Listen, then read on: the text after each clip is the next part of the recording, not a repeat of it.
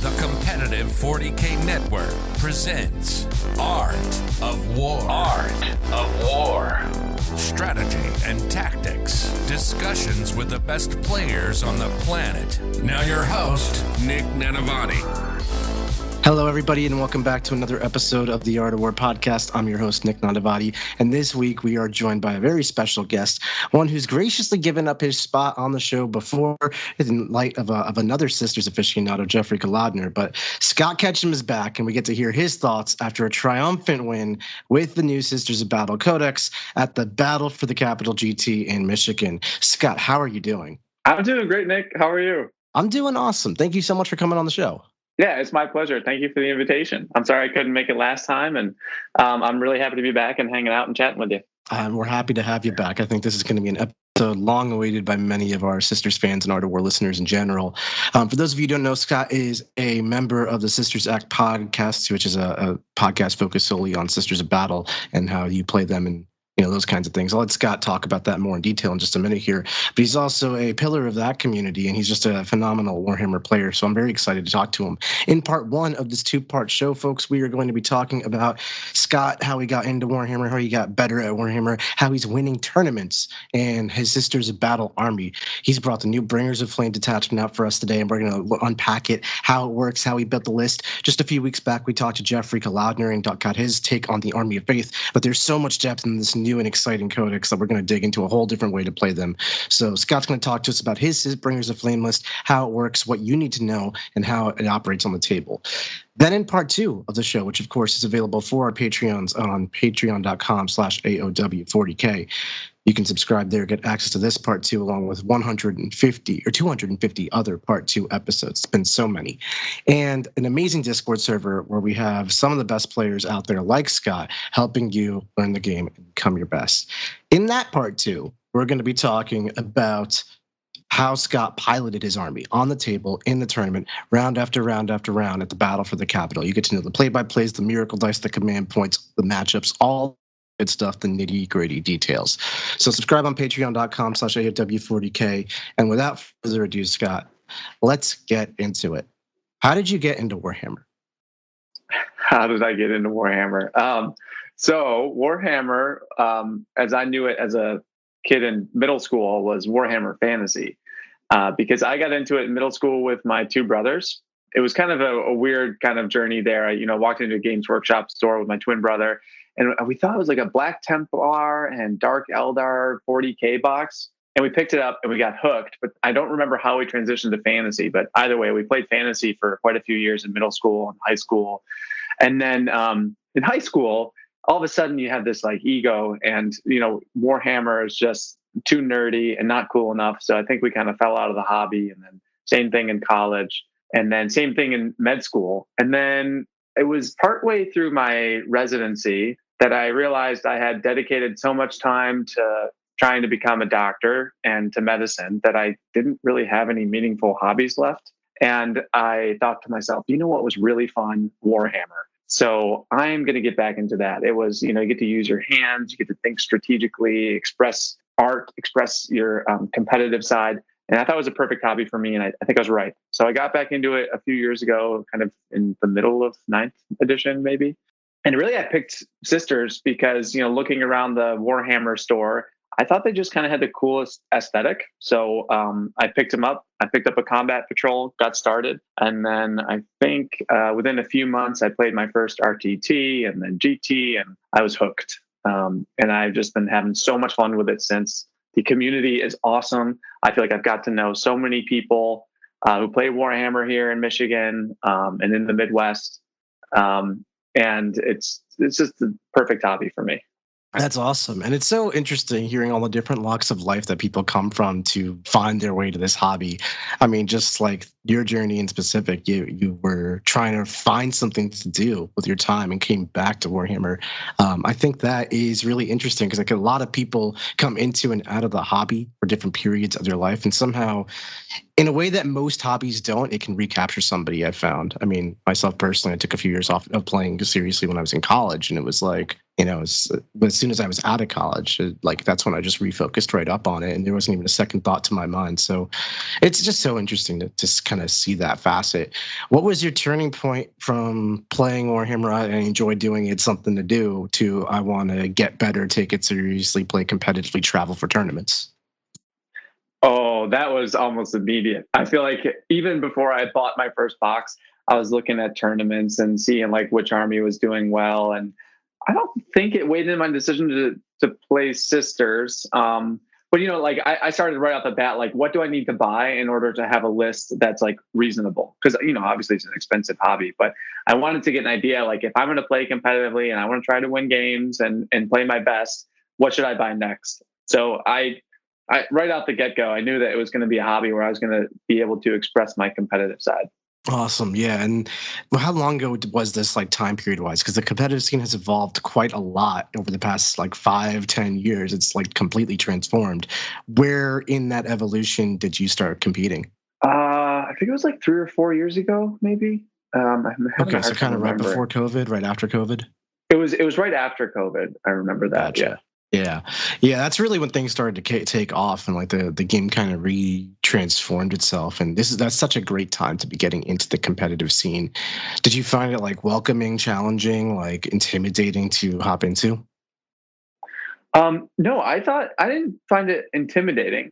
Because I played with guys at my local store, and so we signed up for an RTT all together. And so I was going with a lot of my friends, and even the people that I played against that I didn't know were really accommodating and helped me out and helped me figure stuff out. So it's a very welcoming hobby, is what it feels like. And getting into the competitive scene is like a lot of fun. And those who are intimidated, you don't have to be. I think it's natural to feel that way about putting yourself out there and trying to win and worried about losing. But you don't have to be intimidated. It makes it even more fun, and it makes your hobby even more fulfilling, I think. Yeah, I really couldn't agree more. That's awesome. So you have been a diehard Sisters player for as long as I have been aware of you, Scott. Is that your one true love when it comes to Warhammer, or do you have some other factions you play with? No, I only have Sisters. I'm worried about how much money I would spend if I started. The sky's the limit. How much money do you have? It's so true. It's funny. The trick is you got to make it your job so it comes full circle and you start. I know. How can I do that? I don't think my wife would be too pleased if I quit my job and started playing more. But it's funny. Like, fun fact, like Games Workshop, I think their stock has doubled since COVID. Isn't that kind of crazy? Anyway, it really has. It really has. Yeah. So no, Sisters is my one and true love, and it's the only faction I have. I got into it and I stuck with them the whole time. I do have a few knights around the time I was thinking about kind of allying them in ninth. But no, it's been Sisters through and through. I did okay at some tournaments, and I think I got on stream at War Games Live and at the Michigan GT last year. And I think Mitch Beard and the Sister Act podcast wanted to interview me, or I got on with Mitch Beard and Adam Camilleri on his show to talk about how Sisters are doing in ninth. And then Mitch, after those experiences, had invited me to become a co-host on the Sister Act 40K podcast, which, he's going to laugh here, is a podcast for Adepta Sororitas enthusiasts. That's kind of like the tagline, which is kind of silly, but anyway. So we talk about nothing but Sisters. Lately, we've just been interviewing a lot of tournament winners and kind of their approach to the game. And it's been a lot of fun, but we're also exploring some other things that's a little bit on the less competitive side. So if you want to learn more about Sisters, you can find us in the podcast. And if you become a Patreon, it kind of unlocks some more stuff in the Discord. And we've got, I've seen Nick there in our Discord too. So I hop in from time to time, chatter it up. But so it's been Sisters nonstop, and it will be Sisters nonstop in the future. It's a great time to be playing Sisters, or maybe not, depending on your perspective on the codex, but you just seem to have done really well this past weekend. What is your take on the new Sisters codex in general, along with all those Minotaur changes, balance updates, and of course the points changes too? Oh my God, I think they nailed it. I feel like each detachment has its own feel and has different ways of playing. So it feels kind of fluffy and thematic, but also on the tabletop, they all play pretty differently. I personally have been getting really tired of playing with the index and playing 30 arcoflagellants and rolling all those dice and all It's those the same no game pains. so many Oh my times. gosh. Yeah. So when the codex dropped, I was really eager to try out Bringers of Flame because it would I think it encouraged me to play in a style that I had not been comfortable with. I've only been playing for a couple of years. And so I think I learned what my style was. And mostly it was like cagey, careful trading, controlling the board with movement, and squeaking out small wins, and tying people up, and just that kind of play. But when I opened the codex and Bringers of Flame was there, and it was like, you're just going to punch them in the face until they're not there anymore, and then score your points. It's more nuanced than that, but like I think it just encouraged me to play a very different style than I was used to. And I think I was trying to play a certain style for a couple of years, and I think it was working for me. But I think I'm at the point where I need to try something else. Even in ninth, I was like the cagey, like hide behind the wall, send out a squad of Zephyrum, hide behind the wall, send out a squad of Repentia. And then in 10th, it was like send out the Arcos at the right time, shoot them with Exorcists, hide behind the wall. And Bringers of Flame is encouraging me to try something else, and it's been a lot of fun. Even like my local game store, when I walk in to like play a buddy, he was like, "Wow, I did not expect you to do that. You're playing so unlike you, and it's really surprising me." And with that, I've just been having a blast. It's been a lot of fun. Yeah, that's awesome. I mean, I love the diversity of the codex. I feel like not only like what you said, the index was getting stale. It was like, let's charge them with the Arcoflagellum, 60 attacks. Here's my few multi-melta shots that got through. And depending on when you got your Volgons or Jump Girls, like that's really the only variation. So I'm really excited about the 3 different detachments that we got, the 3 new ones. I mean, Army of Faith is a different way to do Balanced Sisters, and then we got Penitent Host for all melee, and Bringers of Flame is moving, shooting, fasting, shooting you. Why did you get drawn so naturally to Bringers of Flame and not even really, you didn't talk about the other 2 at all? What was that immediate decision in your mind? Honestly, I think it was just because I, Hallowed Martyrs felt a little bit like the index. Penitent Host was kind of appealing at first, and then the points hikes, and I felt like, it was too much work to figure out a list that was going to work with how expensive everything was. Army of Faith, I felt like I was worried I was going to end up playing a similar style to how I was playing with the index, kind of like maybe hiding back, trading out. Maybe it doesn't play that way, but that's kind of was like my first impression of it and MSU. But I don't know, Bringers of Flame, I think, offered me the opportunity to just try something fresh. I think I had gotten comfortable in my play style, and I think I wanted to just rock the boat a little bit. It's funny. I realized, so I sometimes have a problem with the clock, and playing 30 Arcoflagellants, I'm starting to realize may have been a big part of that. And trying to roll all those dice every time you attack, because now Bringers of Flame, I feel like I don't have issues getting my games finished, and it was just kind of funny. But I don't know. It just offered me something new and fresh and exciting and just different. That I wanted to challenge myself to try to learn a different play style. Yeah, definitely. It's a very different play style from, say, the old Hallowed Martyrs or anything. You're advancing and shooting. You have miracle dice that are guaranteed 6s now. It's just a different world. What was your journey like in trying to build this army list that you've come up with? We'll go into what it is in detail in a minute, but like new codex, obviously we all thought the rules were insane working with the old points, and then we got the new points, and the new points were harsh. They weren't maybe harsh but fair, but like they were jarring for most people. On the opposite, I saw comments like, what are you going to play like now that Sisters are dead? And I'm like, what are you talking about? But that takes some time to necessarily get past the shock factor of it. What was your experience with all that?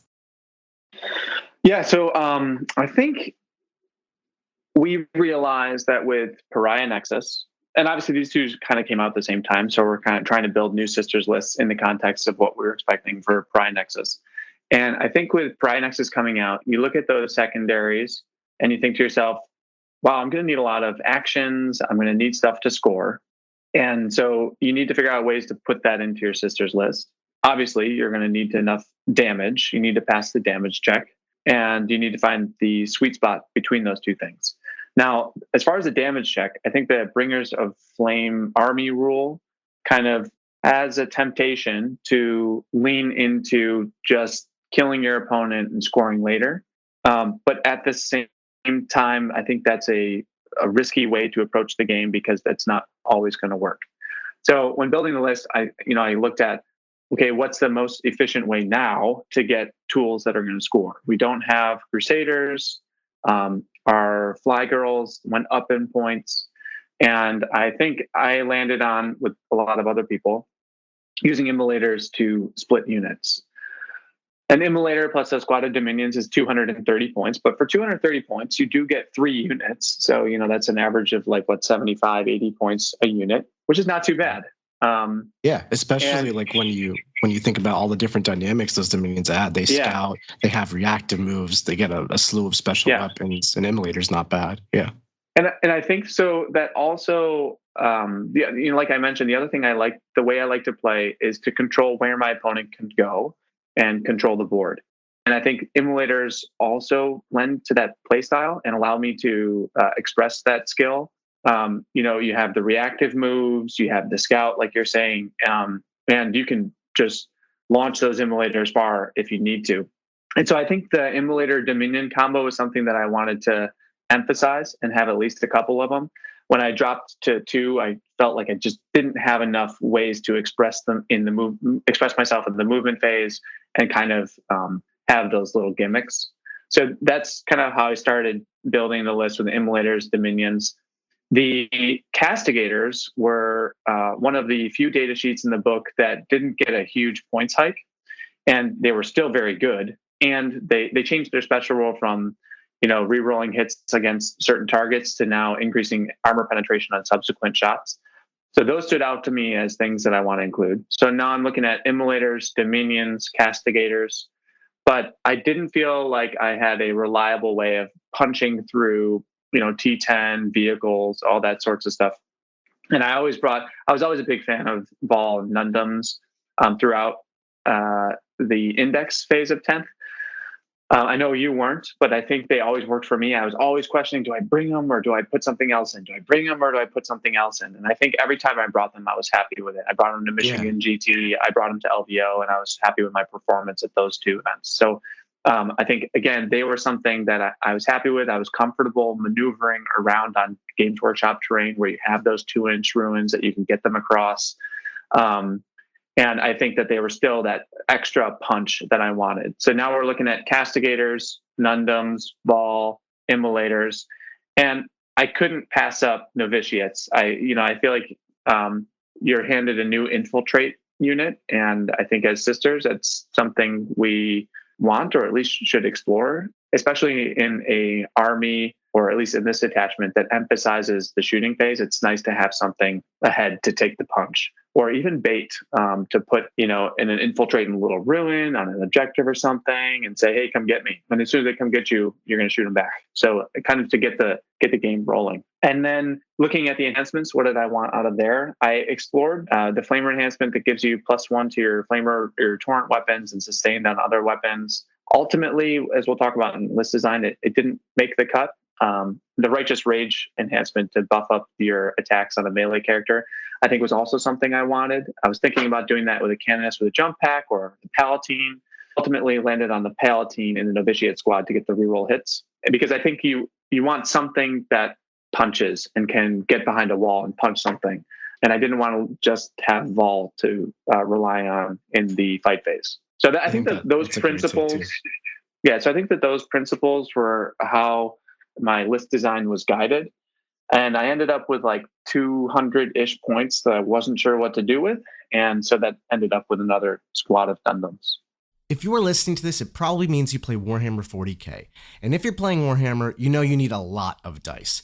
Baron of Dice is where we get our dice from. They produce amazing different kinds of dice. We just recently got all kinds of different faction dice shipped to us, which we use on our stream games. But not only do they look really cool, but they're highly customizable. You can get different symbols, corners that are square, corners that are round, different shapes and sizes, different sided dice. It's all the rage. And they're customizable in color and design as well. They are so cool looking. Not only that, but they feel great to roll in your hands. I've never held dice that roll and feel this good. Not only that, but they are scientifically perfectly balanced. There are tons of case studies on people rolling thousands of dice and recording all the results that they get. And sometimes you might get a die that rolls just a few too many ones. We've all had to throw it out before. These dice are not like that. They are perfectly balanced to a T, thousands of rolls, perfect distribution. If you want to take your Warhammer game seriously and make sure the dice are not screwing you over, get some Baron of dice. So why don't we just go through your list like top to bottom, like if you were just reading it off, what was in it? Yeah, sure. Let me pull that up for you. So this is Mobile Suit Nundam. And we had a Canoness with Jump Pack, who had the Blessed Halberd and the Enhancement, the Iron Surplice of St. Istalela. We had the Dialogus, a Morvenn Vahl, Palatine with the Plasma Pistol and the Enhancement Righteous Rage to buff her melee. The Triumph of St. Catherine. Oh, how could I forget? Of course, Triumph is like auto-include. I mean, giving your entire army plus 3 inches to movement and auto 6s, that enough is alone. I could, the other relics, yeah, sure, fine, whatever. But just that relic and the auto 6, oh boy, that was enough. So I forgot that in list design she had to go in. And then 3 Immolators, all equipped with multi-meltas, 2 Castigators, 1 battle cannon, 1 auto cannon, 2 squads of Dominions, 1 equipped with Flamers, the other with Meltas, 2 squads of Nundams, 1 with, both of them with grenade launchers, Warblades, and multi-Meltas, and 1 squad of Seraphim with Hand Flamers, and 1 squad of Novitiates. And that's it.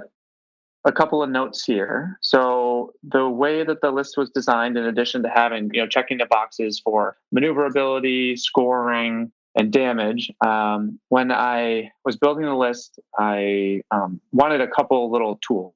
I always think about what's going to be in reserves, what's going to be in deep strike, and how I'm going to score my points. So the Canoness with Jump Pack went in deep strike every game. And so she was a way that you could get a free rapid ingress and go punch somebody's home objective or just fly somewhere, score some points. The Dialogus. Is she joined anybody, or is she just a solo? Nope. Oh, wow, just a solo. And she was actually, we'll talk about how she ended up playing. I'm very curious if that was actually any good for you, because I looked at running her solo and I'm like, you're just so expensive for what is like 3 wounds at toughness 3, and ultimately Overwatch is a thing. Like, there's so many ways she can just die, and will she even trade up? But I'm curious to hear your take on her. So I think I personally like having 1 thing in reserves and 1 thing in deep strike.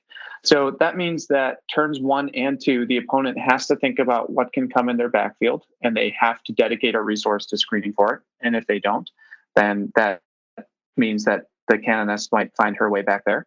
And with the, I don't know that I would take her without the Iron Surplice, because otherwise she's, like you said, a 3 up, 4 up, 3 wounds. But with the Surplice, she's a 2 up save, a 4 up invuln, and a 5 up feel no pain with an access to free armor of contempt. So all of a sudden, if you plop her down in someone's backfield, she's actually tougher to kill for the stuff that's screaming and hanging out back there. So she can be problematic if you decide to go in the backfield. Now, we'll talk about. She's so easy to deep strike. Yeah. Just 132 mil. The Dialogus is the new Crusaders. So I just put her in reserves every game and just wait until I get an engage or, behind enemy lines turn 3, if that, somehow the stars align, or there's stuff that has to take place on the board edge now. The containment, is that what it's called? Where you do the action within 9 inches of the board edge. So she would just kind of come in and screen or score some points or whatever I needed her to do, but 30 points in reserves just to, for some tactical play. And then I don't know that there's additional notes here or anything that stands out as being strange. The only thing is, I described to you that my play style is one where I like to control where my opponent can go and control the board. And one would think that Seraphim are good at that, and they are. And I think that the 1 squad that I had always started on the board, and just I launched them with the Triumph wherever they needed to be that turn, whether to deny primary or shoot and scoot and move block. But I found that 1 was actually just fine. And with the Dominions running around, like they were like a 55-ish point, not equivalent, but tool that could still get very far, move block, had a reactive move, and so filled at times a similar role, but in other ways had more utility. So, and for 85 points, I think I just found them to be a little bit too expensive for my tastes. Which is, I'm having a hard time saying that because it feels weird coming out of my mouth. No, I but totally I love them in the index. I had 3 squads of Seraphim and a squad of Zephyrim running around and doing stuff. Let me just talk about like what this detachment gives us for context. Like your whole army advances and shoots, and it's +1 strength within 12 inches with all its guns, which really amplifies like your effectiveness of most of your weapons. Like multi-melt is going from strength 9 to strength 10 is a phenomenal increase in strength in terms of like vehicles or toughness 10, and a lot of tough infantry toughness 5. With that said, you also buff up like your heavy bolters on your castigators to strength 6, your autocannons to strength 10, and your Seraphim hand flamers to strength 5. And advance and shoot is something everybody can appreciate. So in a lot of ways, you have like the best Seraphim in terms of like which detachment buffs the unit, or the the best gun toting models.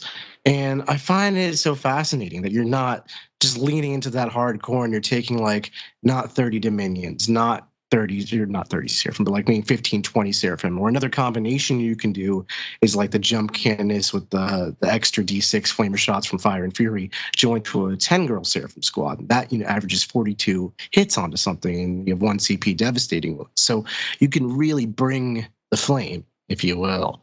And you're really not very cute, Nick. Yeah. Very cute. Thank you. I was really proud of that one.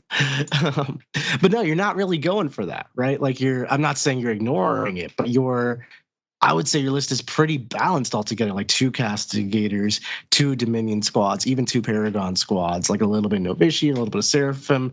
When I think of Bringers of the Flame, I think of more of this detachment is telling you how to play the army. A lot like Penitent Host is telling you run the Penitent units and hit people with swords. This one is telling you to take the advance and shoot units and advance them and shoot them. And literally bring the flame. Something like Army of Faith and Halberd Martyrs, I feel like gives you a lot more room for like taking a little bit of this, a little bit of that, because it's not specifically buffing or supporting a style of play. Why did you go for this more rounded, like wider net of units instead of just honing in on the things directly buffed? So I think a lot of it has to do with the fact that I wanted Vahl and the Nundams, and I wanted Catherine. And when you start adding up those points, that is a lot. Like there's 500 points right there. And so I think I had to be a little bit judicious about what kind of 5-girl squads I was willing to bring and how much I was willing to pay for them, and how many big bricks, additional like strong powerhouses I was willing to bring. Because it kind of felt like as soon as I started investing a lot of points in some other major hitter, I felt like the amount of stuff I had was just not where I wanted it to be. Like I thought about I tried 10 girls with Celestine. I've tried 10 girls with the jump pack Canoness. I've tried those things, but when you start adding up 170 points for 10 girls of Seraphim, plus the character, all of a sudden you're staring at another brick that costs, another 10th of your army, and more than that. And it just felt like it started to cut into the amount of stuff I wanted. And in fact, if you're looking at this list, probably the thing I would change is drop the suits, drop the 2nd squad of suits, pick up the 3rd castigator, and then add maybe 1 more character or something. I think I was happy with the amount of stuff. I don't think we'll get into it, but I don't think I used the 2nd squad of suits as optimally as I could have. And that's probably how we'll be moving forward next.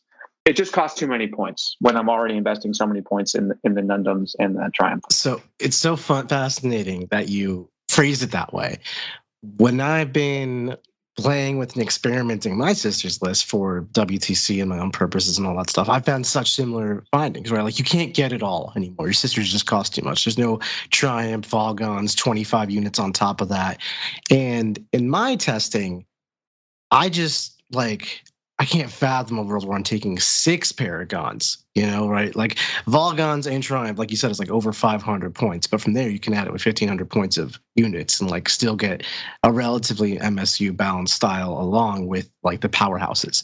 But you're like, nah, I'm doubling down. I'm taking double Paragon warsuits, and we are shooting people with multi-meltas in the face. But how did you find that choice? I mean, you said they always work for you, but like, how are you using these Paragons so that they always work for you? No, I'm sorry if I misspoke. And that's exactly the part of the list I was least satisfied with. I wanted Morvenn Vahl than Nundams, and they were MVP like every game.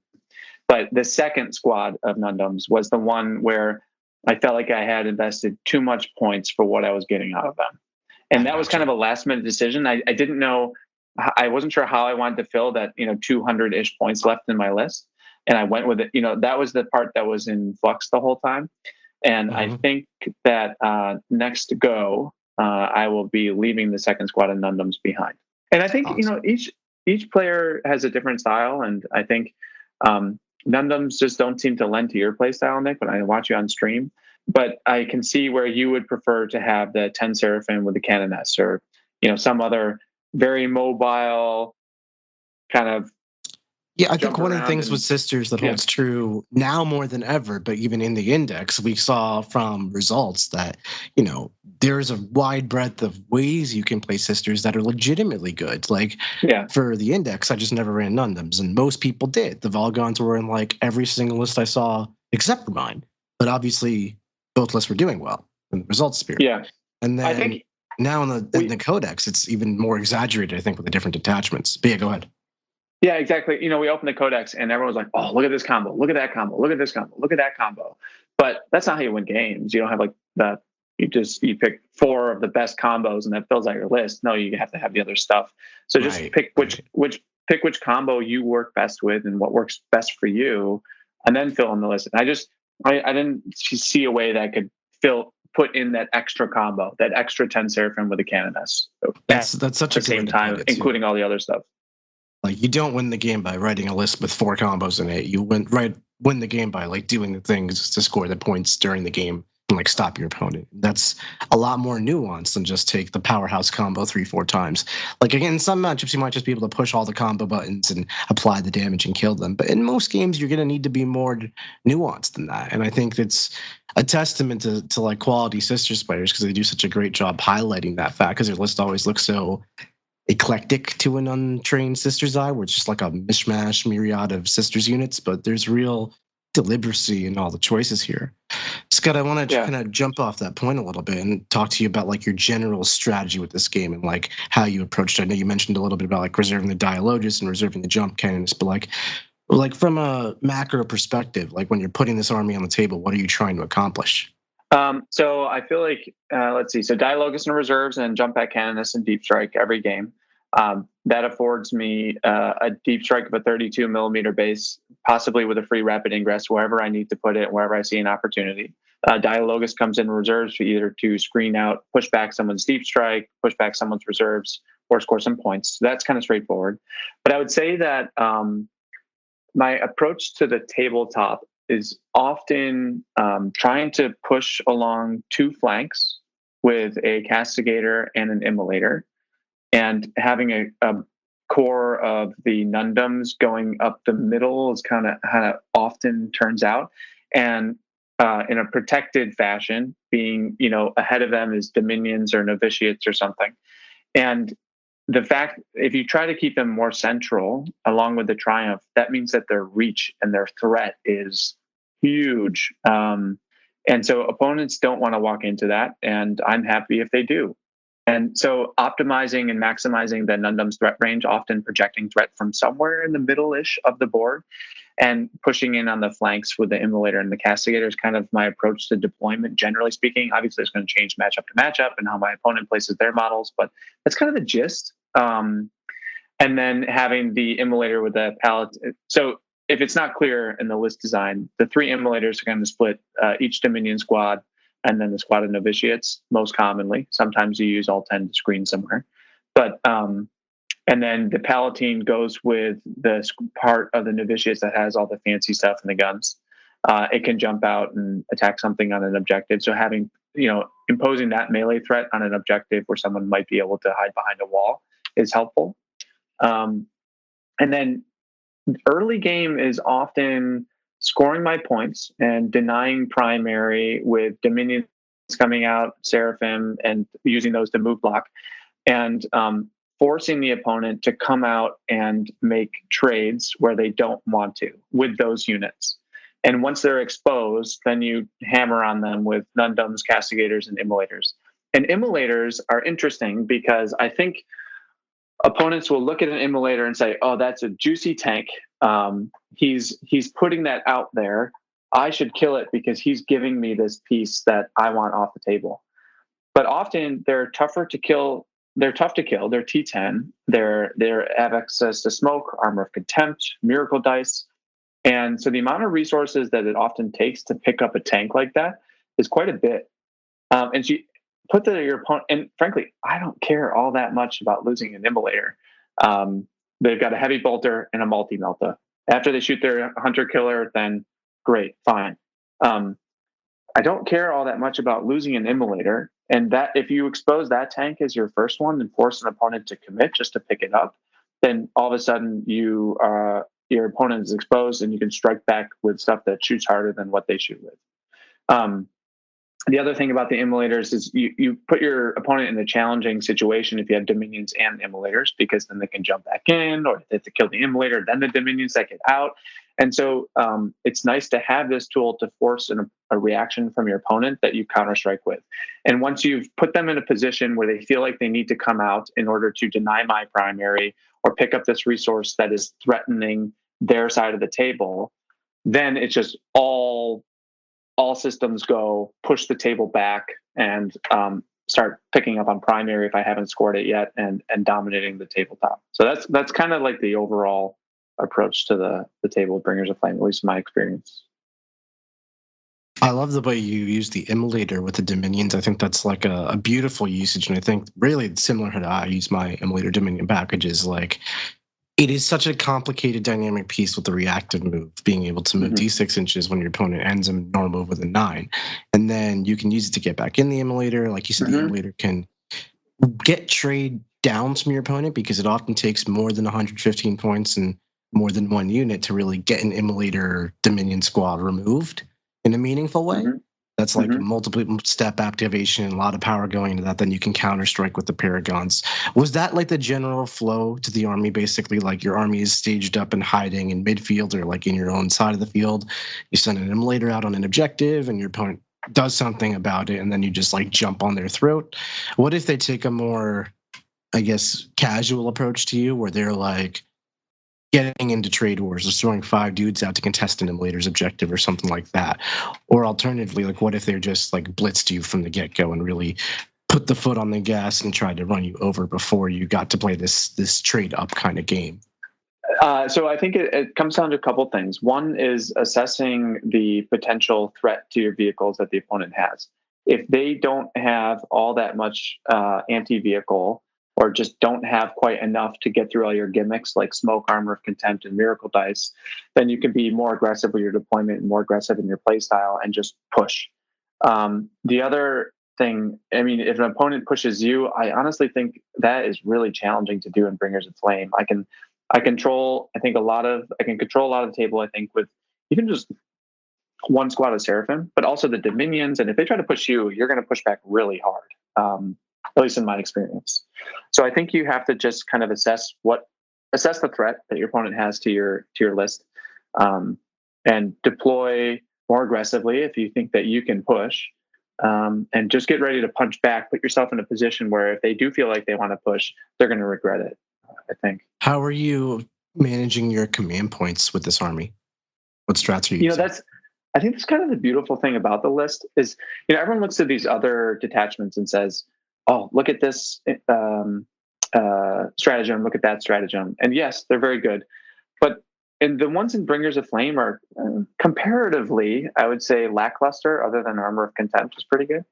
But that actually opens up a lot of the generic stratagems that you want to be using in this detachment anyway. Because think about the generic ones. You have Tank Shock. You have T10 vehicles roaming around that can shoot in combat without blast, other than the battle cannon. So you can use that one a lot. You can use smoke a lot. And then you have Armor of Contempt. You can throw grenades. I mean, the detachment makes a good use out of the generic stratagem. So I'm not kind of that disappointed that the stratagem suite for Bringers of Flame may be lackluster compared to the other detachments. Occasionally I use, and this is again so unlike me, but sometimes I would, do a little mini alpha strike with an immolator turn 1. Scout 6, I would advance 6, move 12, disembark with the stratagem and still shoot, and then pick up maybe some key resource. And again, put my opponent in position to say, if you don't do anything about this immolator with the 5 dominions that just got out and shot you, it's on your side of the table. If you do something about it, I put it in a position where if you try to retaliate, I'm going to shoot you back harder.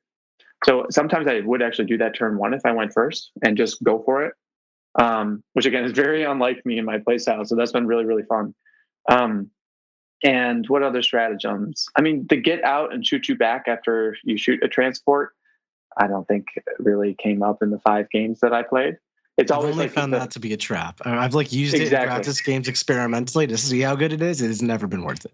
Yeah, but it's still the threat of the thing, right? Like if you have, it scares people for sure. Yeah, if you've got like 5 Meltagun Dominions sitting in a immolator and they drive up their tank to cut an angle that's within 12 inches or something, you could say, well, hey, if you shoot me, my 5 Dominions might step out and shoot you. And that makes people pause. It makes people think, but I don't think I've actually used the stratagem. I think that's a great way with this detachment to really break it down. I mean, like, essentially, it is a bunch of lackluster strats which sound really cool, and they're not bad. In the right scenario, they do have good usages.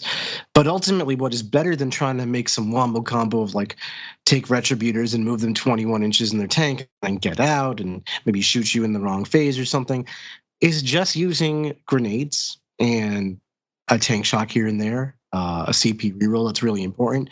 I don't know. Sister smoke launchers, armor of contempt. Like these strats are the ones that I find make the most difference, and it's just really, it's cool to see that. It's not intuitive at all, and I think it takes a real confidence in your play to like not be swooned by the flashy new stratagems and instead just like throw a grenade. It's not pretty in the sense that it's not new, but it is just better a lot of the time. Yeah, I think the one stratagem I neglected to mention, which is actually a really good stratagem, is the Mortal Wound one, but nothing in my list really lends to using that efficiently. I think I used it once on the squad of Dominions that had 5 Flamer Girls in it. So you average, 3.5 mortal wounds with 5 Flamers. So I used that maybe once. Right. Awesome. Well, I only have a couple more questions for you. Scott, how are you finding your primary and your secondary play? Like, I imagine it's hard to really hold on to primary with like not durable OC on the objectives, right? A durable high OC. You're just kind of touching it with 5 girls or touching it with a tank. It's fairly easy to contest. And flip side, I know you mentioned you have like tech pieces for the dialogists to help you with secondaries. You have ample small units with the Dominions. But did you find secondaries to be abnormally challenging in any way with the new mission pack?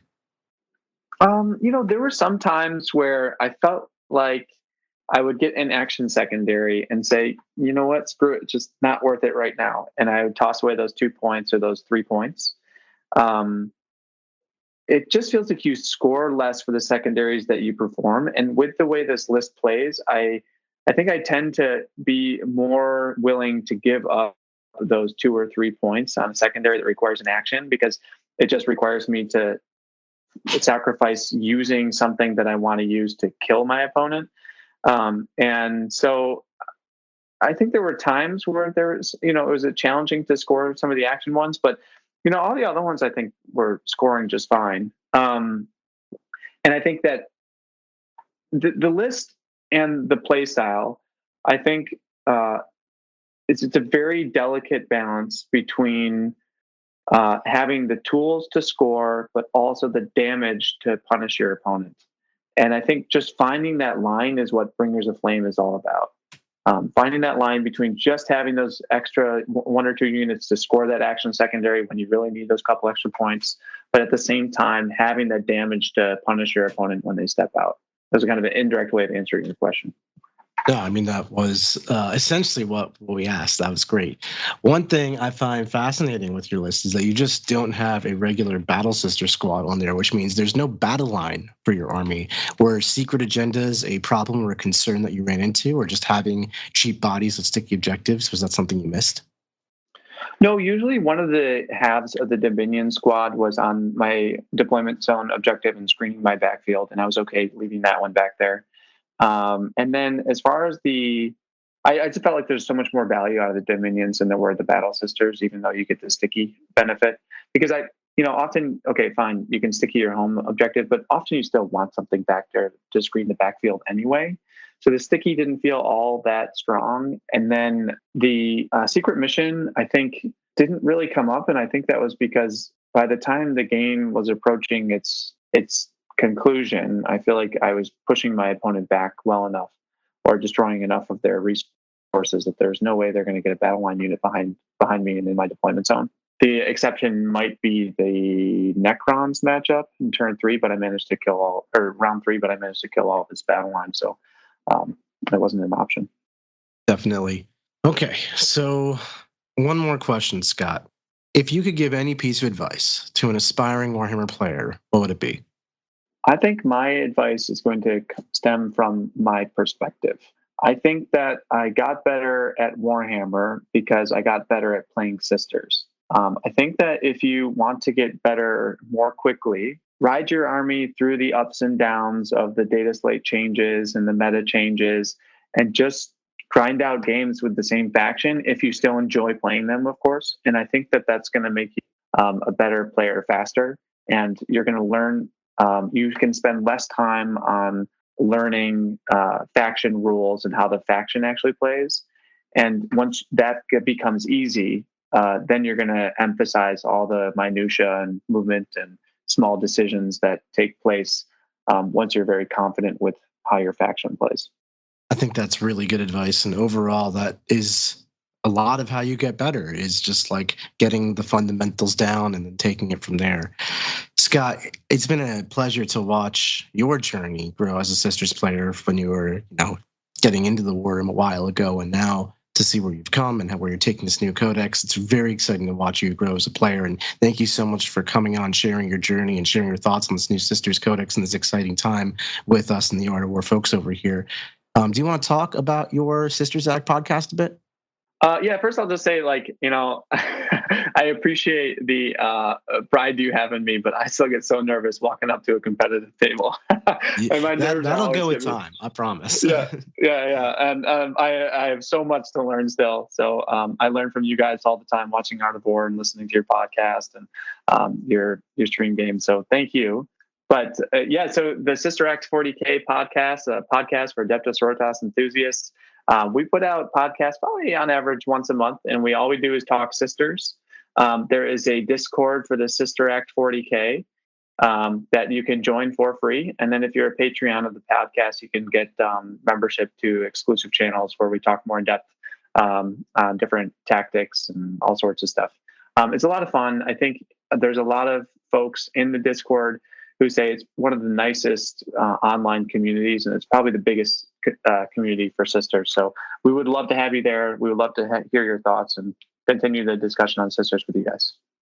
Awesome. Well, thank you so much for coming on the show. Listeners, you want to keep this conversation going, you want to learn about Scott's matchups, you want to learn what the Bringers of Flame do on the table, check us out on patreon.com/AOW40K. $5 a month goes a long way to helping support this show. We love producing it for you. We love interviewing the players. We love bringing this content to your doorstep. So please help support us and enable us to keep on doing that. Scott, thank you so much for coming on. It's been an absolute pleasure. We will catch you all next week, folks. Like what you just listened to? Check out Art of War Down Under and Art of War Unbroken on the competitive 40K network. The Art of War 40K.com.